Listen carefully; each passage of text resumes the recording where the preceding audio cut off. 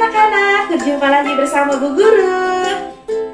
Masih ingatkah kalian mengenai perpindahan panas atau kalor dengan cara konduksi?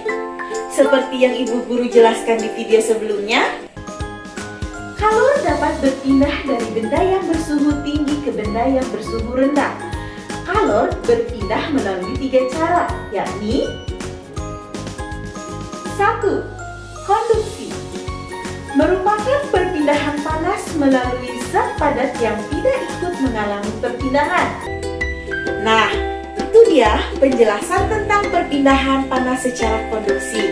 Sekarang kita akan bahas tentang bahan konduktor dan isolator yang ada di sekitar kita. Terdapat banyak benda dengan berbagai macam bahan. Pemilihan bahan didasarkan pada sifat yang dimiliki bahan tersebut.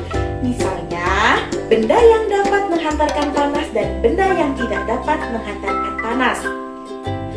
Bahan yang dapat menghantarkan panas dengan baik disebut dengan konduktor. Sedangkan bahan yang tidak dapat menghantarkan panas disebut dengan isolator. Bahan konduktor yang sering digunakan dalam kehidupan sehari-hari biasanya terbuat dari bahan logam, yaitu besi, aluminium, dan tembaga. Contohnya adalah panci wajan penggorengan, dan ada beberapa peralatan masak yang ada di dapur. Sedangkan beberapa bahan yang termasuk sebagai bahan isolator antara lain ada kayu, kain, dan plastik. Penggunaan bahan isolator dalam kehidupan sehari-hari misalnya adalah centong nasi yang terbuat dari kayu maupun dari plastik. Kemudian ada bakul nasi dan alat dapur yang terbuat dari bambu.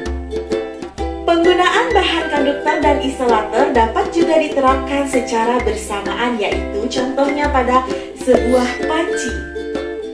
Pada panci yang biasa kita gunakan untuk memanaskan air terdiri atas 2 bahan yang berbeda, yaitu ada bahan yang berfungsi sebagai konduktor dan ada juga bahan yang berfungsi sebagai isolator. Ada 2 bahan yang digunakan dalam pembuatan panci, yaitu logam dan plastik. Logam di sini berfungsi sebagai konduktor, yaitu menghantarkan panas, dan plastiknya berfungsi sebagai isolator. Isolator berguna untuk mencegah panas dari sumber panas agar tidak dialirkan ke pengguna panci, sehingga fungsi utamanya ini adalah untuk melindungi pemakai agar tidak kepanasan. Peralatan lain yang menggunakan isolator dan konduktor secara bersamaan diantaranya ada spatula, rice cooker atau penanak nasi, setrika, dan tentunya masih banyak yang lainnya. Nah anak-anak, itu tadi penjelasan tentang bahan konduktor dan isolator serta contoh alat pengantar panas yang digunakan dalam kehidupan sehari-hari. Sampai di sini dulu ya penjelasan Bu Guru. Lebih giat lagi belajarnya anak-anak. Dadah!